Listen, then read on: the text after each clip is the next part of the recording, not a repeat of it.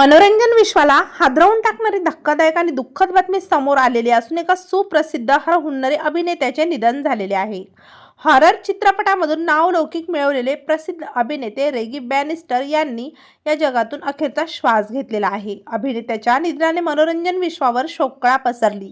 रेगी Bannister हे कलाविश्वातील एक लोकप्रिय नाव म्हणून ओळखले जाते। मिळालेल्या माहितीनुसार रेगी बॅनिस्टर यांनी वयाच्या 80व्या वर्षी अखेरचा श्वास घेतला।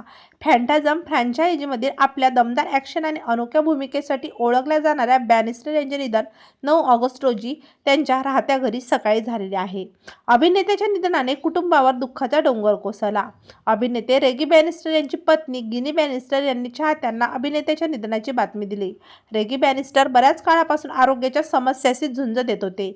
त्यांच्या पत्नीच्या म्हणण्यानुसार व्हिएतनाम युद्धादरम्यान अमेरिकन सैन्यात सेवा बजावत असताना ते एजंट ऑरेंजच्या संपर्कात आले होते।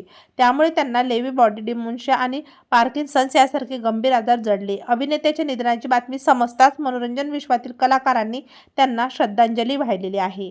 तेव्हा मित्रांनो, आपल्या तारांगण या मराठी यूट्यूब चॅनलतर्फे सुप्रसिद्ध लोकप्रिय अभिनेते रेगी बॅनिस्टर यांना भावपूर्ण श्रद्धांजली।